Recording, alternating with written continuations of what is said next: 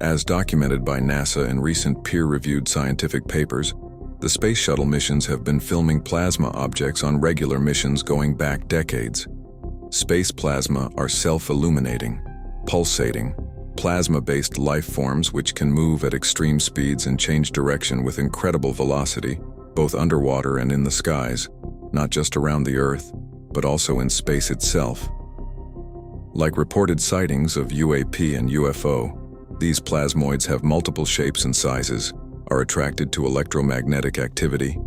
and travel at different velocities from different directions, making 90 to 180-degree turns, as well as colliding, intersecting, and piercing other plasma, and have been filmed by U.S. Navy personnel and a U.S. Customs and Border Protection DHC-8 flying above and diving, sinking beneath the ocean.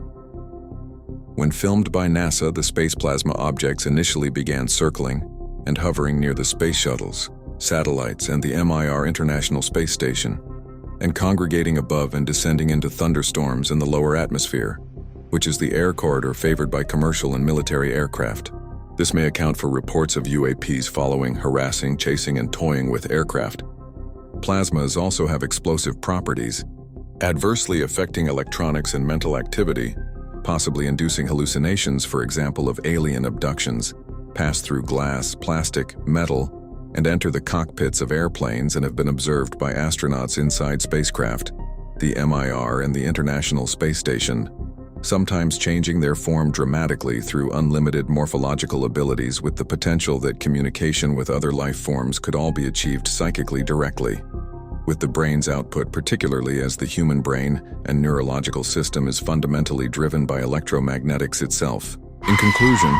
it would be fair to say that the likelihood of other non-human intelligent life forms having regularly visited Earth in a multitude of different metallic or hardware aviation objects, spacecrafts, disks, and similar, is highly unlikely. There is no solid evidence of any remnant retrievals or remains being left from anything non-human across centuries and across the globe, despite an enthusiastic reception from people who are particularly receptive to the psychological and potentially electromagnetic programming and interference both of human-based governmental structures and the space plasma itself.